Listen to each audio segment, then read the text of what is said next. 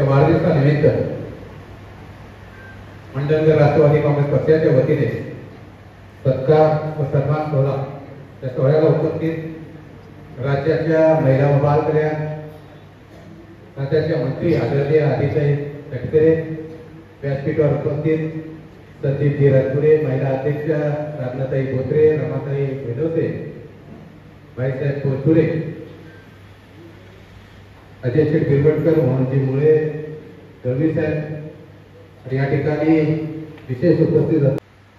तालुक्यातील सर्व घटकाला त्या ठिकाणी मिळाला पाहिजे. सर्वांपर्यंत योजना पोहोचली पाहिजे.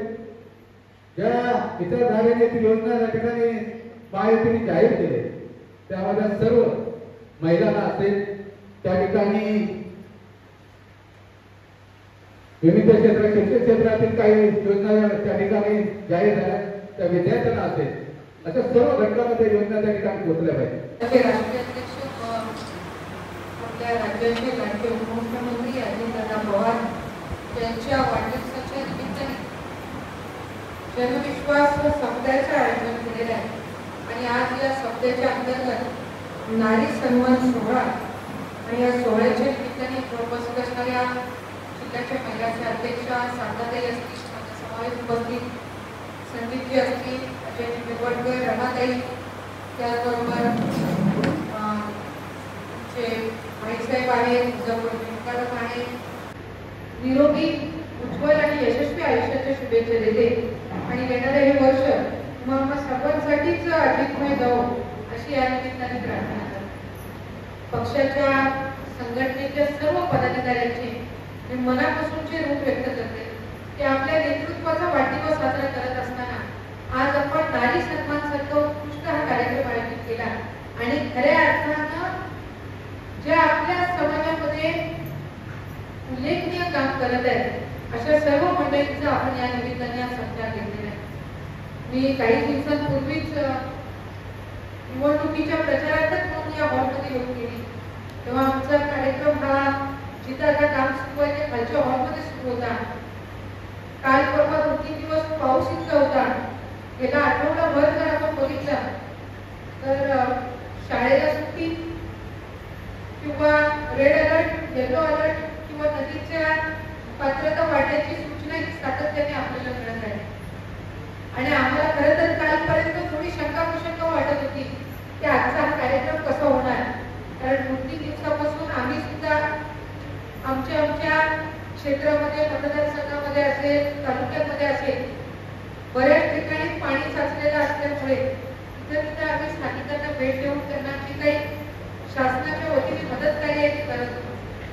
आज संध्याकाळी मी खरं तर फोन लावला आणि विचारले की बाबा उद्याचा कार्यक्रम नक्की आहे का नाही. तुम्हाला सांगितलं ना उद्याचा कार्यक्रम होणार आहे. मी सकाळी भेटचा कार्यक्रम केला आणि इतक्या महिलांची तिथे उपस्थिती होती. आम्हाला वाटतं की आता मंडणगडला बघू आपण गेल्यानंतर काय तिथले कार्यक्रम कशा पद्धतीने होईल, पण मला मनस्वी आनंद आहे की मोठ्या संख्येने माझ्या माता भगिनी या कार्यक्रमाला खऱ्या अर्थानं हा कार्यक्रम तुमच्या सर्वांच्या सन्मानाचा आहे. आज महिलांची प्रतिनिधी म्हणून, महिला व बालविकास विभागाचे मंत्री म्हणून मला या महायुतीच्या सरकारमध्ये काम करण्याची संधी मिळाली. आदरणीय अजितदादांनी त्यांचं मंत्रिमंडळ निवडत असताना पक्षाच्या वतीने मला संधी दिली आणि राज्याचे मुख्यमंत्री एकनाथ शिंदे साहेब, उपमुख्यमंत्री फडणवीस साहेब आणि उपमुख्यमंत्री अजितदादा यांच्या मंत्रिमंडळामध्ये काम करत असताना तुमच्या सर्वांच्या आशीर्वादाने एकमेव महिला मंत्री म्हणून त्या मंत्रिमंडळामध्ये काम करण्याची मला संधी मिळाली. गेल्या अनेक महिन्यांपासून काम करत असताना वेगवेगळे विषय आम्ही हाती घेतले, सोडवले. मूळ अंगणवाडी, जुनी अंगणवाडीचा विषय होता. त्याचबरोबर माझ्या अंगणवाडी सेविकांसाठी मोफत आरोग्य शिबिर सुरू करणं असेल. अगदी काल परवा आमची जी मंत्रिमंडळाची बैठक झाली त्याच्यामध्ये आम्ही आशा सेविका, अंगणवाडी सेविका आणि मदतनीस यांचं जे सानुग्रह अंतर आहे, म्हणजे एखादी माझ्या अंगणवाडी सेविका दुर्दैवाने, असं कधी घडू नये पण दुर्दैवाने जर काम करत असताना तिचा मृत्यू झाला तर तिच्या परिवाराला शासनाकडून आता 10 लाख इतका त्या ठिकाणी भरपाई दिली जाणार आहे. एखाद्या माझ्या अंगणवाडी सेविका, मदतनीस असेल, आशा सेविका दुर्दैवाने ती कार्यरत असताना तिला अपंगत्व आलं, तर तिला त्या ठिकाणी आपण 5 लाख इतका निधी हा शासनाकडून मदत आपण देणार आहोत. या अनेक गोष्टी करत असताना खऱ्या अर्थानं सर्व महिलांना सामावून घेण्याच्या दृष्टीने आपल्याला काय करता येईल याचा विचार महायुतीचं सरकार करत असताना मुख्यमंत्री माझी लाडकी बहीण अशी अतिशय महत्त्वाची योजना ही महायुतीच्या सरकारने आणली. आणि मला विशेष आनंद आहे की आज माझ्या रत्नागिरी जिल्ह्यातल्या साधारणपणे 2.5 लाखापेक्षा जास्त भगिनींना मुख्यमंत्री माझी लाडकी बहीण या योजनेअंतर्गत लाभ मिळणार आहे. आणि 2,30,000 पेक्षा जास्त रजिस्ट्रेशन म्हणजे जवळपास 80% पुढे काम हे रत्नागिरी जिल्ह्यामध्ये आज झालेलं आहे. ऑफलाईन आणि ऑनलाईन दोन्ही पद्धतीनं. आणि अंगणवाडी सेविका असतील, मदतनीस आहेत, त्याच्यात ग्रामसेवक आहेत, सेवा सुविधा केंद्र आहे, ते वॉर्ड ऑफिसर आहेत, मुख्य सेविका आहे, सुपरवायझर आहे, आमच्या आशा सेविका आहेत, या सगळ्यांनी चांगल्या पद्धतीनं रजिस्ट्रेशन करून अशी एखादीच कुठली क्वचित योजना असेल जिचं रजिस्ट्रेशन पहिल्या 15 दिवसातच साधारणपणे 70-75% होत असेल. आम्ही 1 जुलैला रजिस्ट्रेशन चालू केलं. आज जुलै महिना पण पूर्ण झालेला नाहीये आणि 90% जिल्ह्यांमधलं रजिस्ट्रेशन पूर्ण झालेलं आहे. आणि या योजनेअंतर्गतला पहिला जो लाभ आहे पहिल्या 2 महिन्यांना आम्ही 19 तारखेला रक्षाबंधनच्या मुहूर्तावर सर्व माझ्या माता भगिनींना आम्ही वितरित करणार आहोत. त्याचा एक विशेष आनंद आणि समाधान या निमित्ताने व्यक्त करावं. माझ्या अंगणवाडी सेविका, काही आशा सेविका, मदतनीस या कार्यक्रमाच्या निमित्ताने उपस्थित आहेत. तुम्हाला सगळ्या जणांना माहिती आहे की ज्या वेळेला शासनाची कुठली योजना येत असते ती योजना कधी शासकीय किंवा अशासकीय कर्मचाऱ्यांसाठी नसते. पण ही योजना याच्या लाभार्थ्यांचे फॉर्म माझ्या अंगणवाडी सेविका भरते, पण ती सुद्धा या योजनेअंतर्गत लाभार्थी आहे. म्हणजे ती स्वतःचा फॉर्म पहिल्या लाभाला भरणार आणि त्या लाभार्थ्यांचे सुद्धा फॉर्म भरून घेणार. ही एकमेव योजना आहे जिथं फॉर्म भरून घेणारा सुद्धा लाभार्थी आहे. त्यांना प्रत्येक पात्र फॉर्मच्या मागे आम्ही 50 रुपये इन्सेंटिव्ह सुद्धा देत आहोत. म्हणजे माझ्या अंगणवाडी सेविका जर तिने दिवसाला 10 पात्र फॉर्म अपलोड केले तर त्या 10 पात्र फॉर्मच्या मागे तिला 500 रुपयाचे इन्सेंटिव्ह हे मिळणार आहे. आणि म्हणून अधिकाधिक प्रभावीपणे आपल्याला ही योजना राबवायची आहे. या व्यतिरिक्त माझ्या माता भगिनींसाठी या महायुतीच्या सरकारने ज्या वेळेला अजितदादांनी अर्थसंकल्प सादर केला त्यावेळेला आम्ही या योजनेअंतर्गत दादांकडे प्रस्ताव पाठवला. तेव्हा आम्ही त्यांना म्हटलं होतं की 21 ते 60 या वयोगटापर्यंतच्या माता भगिनींना आपण या योजनेअंतर्गत लाभ द्यावा. याची मीटिंग त्यावेळेला आदरणीय दादांच्या दालनामध्ये झाली. दादा म्हटले की 60 नाही, आपण वयोगट हा 21 ते 65 पर्यंत केला पाहिजे, जेणेकरून ज्या माझ्या माता भगिनींना जे 60 ते 65च्या वयोगटामध्ये आहे पण दुसऱ्या कुठल्याच योजनेमध्ये त्या पात्र नाही त्यांना या योजनेअंतर्गत लाभ मिळेल. आणि म्हणून आज 21 ते 65 या वयोगटाअंतर्गत आपण ह्या योजनेचा लाभ घेतो. त्या व्यतिरिक्त मुख्यमंत्री अन्नपूर्णा योजना आहे. या योजनेअंतर्गत माझ्या माता भगिनींना वर्षातून 3 मोफत सिलेंडर महायुतीच्या सरकारच्या माध्यमातून मिळणार आहे. म्हणजे 3 मोफत सिलेंडरची जी रक्कम आहे ती माझ्या बहिणीच्या खात्यावर जाणार आहे, जॉईंट अकाउंटवर नाही. जॉईंट अकाउंटवर जर तुमचे 1500 आम्ही डिपॉझिट केले तर ते तुम्ही बँकेत पोहोचेपर्यंत आधीच विड्रॉ झालेले असतील.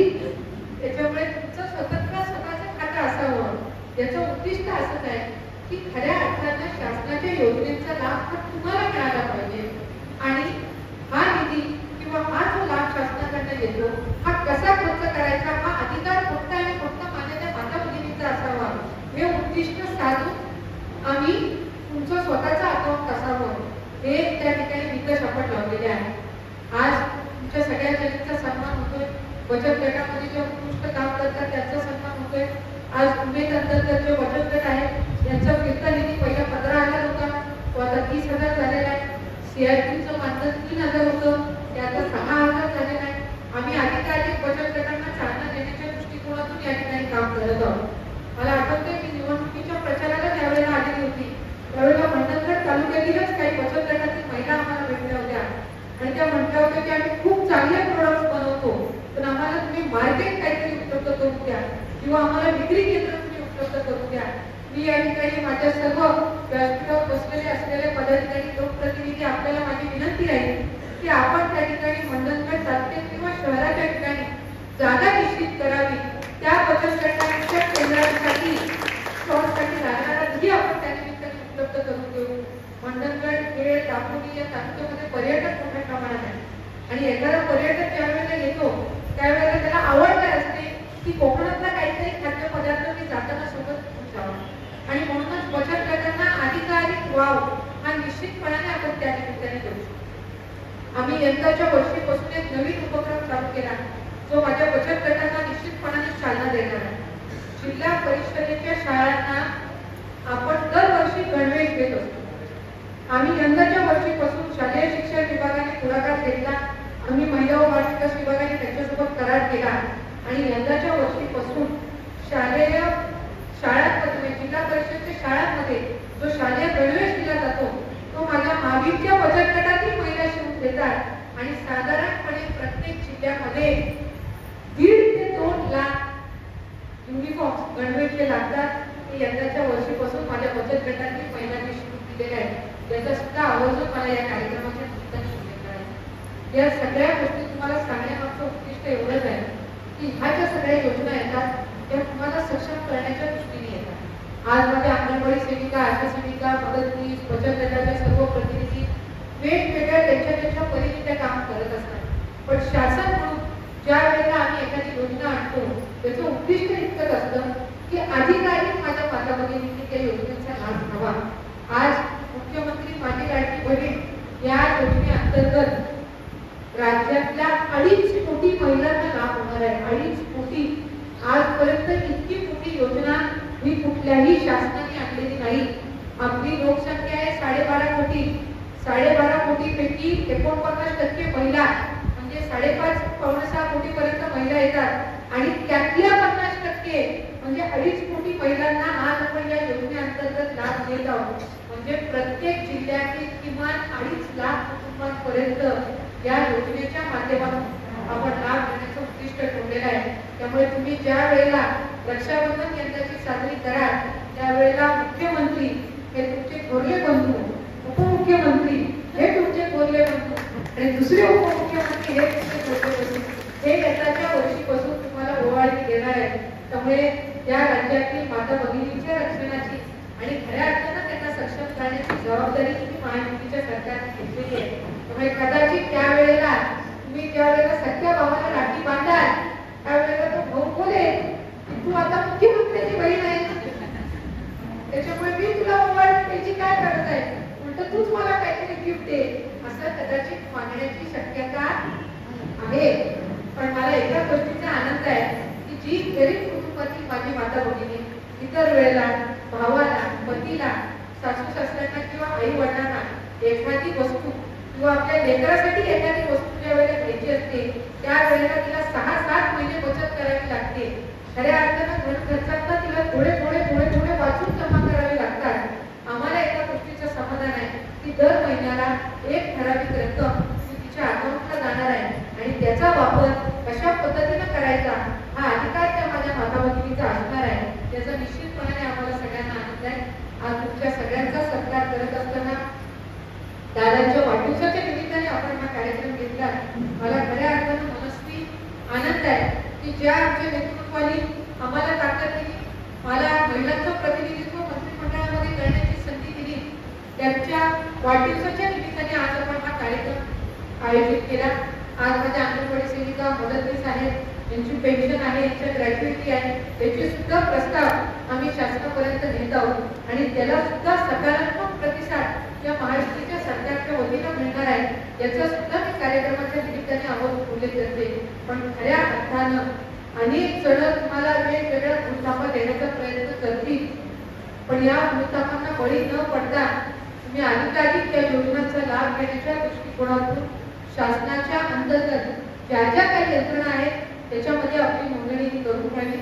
आमच्या लाडक्या भावांसाठी सुद्धा मुख्यमंत्री युवा प्रशिक्षण योजना ही त्या ठिकाणी या महायुतीच्या सरकारने केलेली आहे आणि या योजनेअंतर्गत 12वी शिकलेला, 12वी पास झालेला आमचा एखादा तरुण असेल, डिप्लोमा झालेला तरुण असेल किंवा ग्रॅज्युएट झालेला असेल, याला इंटर्नशिप, अप्रेंटिसशिप जी आपण म्हणतो, ही त्या ठिकाणी माहितीच्या सरकारच्या पुढाकारातून मिळणार आहे आणि 6,000 पासून 6,000 ते 10,000 असं त्याचं त्या ठिकाणी पॅकेज मानधनाचं किंवा त्या ठिकाणी पगाराचं पॅकेज असणार आहे. या अनुभवातून सुद्धा त्याला पुढची नोकरी मिळण्यामध्ये निश्चितपणाने अधिकचं त्या ठिकाणी सक्षम, पाठबळ आणि व्यासपीठ मिळणार आहे. त्यामुळे आपण सगळ्याच जणांनी, आपण सगळ्याच इथं उपस्थित असलेल्या नागरिकांनी अधिकाधिक शासनाच्या योजनांचा लाभ घ्यावा. आज आपण सन्मान करत आहोत कारण तुम्ही उल्लेखनीय काम केलेलं आहे. माझ्या बचत गटाने काम केलेलं आहे, आपण सेविका, आशा सेविका, मदतनीस काम केलेलं आहे. पण त्याचबरोबर आज आमच्या वारकरी बंधू भगिनींचा सुद्धा या निमित्ताने सत्कार होणार आहे आणि हज यात्रेला जाणाऱ्या नागरिकांचा सुद्धा सत्कार होणार आहे. त्यामुळे सर्व धर्म समभाव ची विचारधारा जी मनामध्ये धरून आपण राष्ट्रवादी काँग्रेस पक्ष म्हणून दादांच्या नेतृत्वाखाली काम करत असतो, आज तीच विचारधारा धरून आपण हा कार्यक्रम आयोजित केला.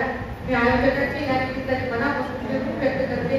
अशाच पद्धतीनं लोकहिताचे कार्यक्रम आपण पुढेही आयोजित करावे. आज आमच्या महिलांचे अध्यक्ष इथं आहेत, तालुक्याचे अध्यक्ष आहेत. माझी तुम्हाला विनंतीपूर्वक सूचना राहील की आता 5 ऑगस्ट नंतर श्रावण महिना सुरू होईल आणि दरवर्षी रायगड जिल्ह्यामध्ये श्रावण महिन्यामध्ये मंगळागौरच्या स्पर्धा, श्रावण सरी नृत्य स्पर्धा आम्ही आयोजित करत असतो. मंडणगड तालुक्यामध्ये, दापोलीमध्ये, गुहागरमध्ये, आपल्या खेडमध्ये, रत्नागिरी जिल्ह्यामध्ये तुम्ही प्रत्येक तालुक्यामध्ये या स्पर्धा आयोजित करा आणि अधिकाधिक आपल्या महिलांना व्यासपीठ कसं मिळेल याचा आपण त्या ठिकाणी प्रयत्न करा. मी माझ्या मतदारसंघामध्ये ज्या वेळेला या स्पर्धा घेते त्यावेळेला तिथल्या तालुक्यातल्या माझ्या अंगणवाडी सेविका आणि आशा सेविका सुद्धा मंगळागौरच्या त्या कार्यक्रमामध्ये सादर करत असतात. त्याच्यामुळे सगळ्या माता भगिनींना आपण या वेगवेगळ्या सांस्कृतिक कार्यक्रमामध्ये सहभागी करून एका बाजूला आपली संस्कृती आणि परंपरा, पण त्याचबरोबर त्या महिलांना व्यासपीठ देण्याचं काम हे आपल्या सगळ्या जणांच्या माध्यमातून पुढच्या कालावधीमध्ये होते. अशीच मनापासूनची विनंती या निमित्ताने करते. आपण सगळ्या जणी जमला, तरी सर्व मान्यवर आपले जमले, आपल्या सर्वांचेच आभार मानून पुण्याची वाट न धरता आपल्या मातीमध्ये या ठिकाणी पिकवली जाते शेती. दिनकर खोबरे माऊळ नारी शक्तीचा सत्कार आपल्याला बघायला मिळतोय. पुढील सत्कार होते आहे रिया बैकर,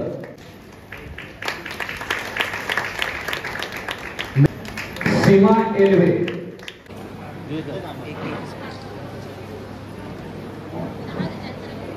महिला बचत गट वेळा शिकवण काजू प्रक्रिया युनिट.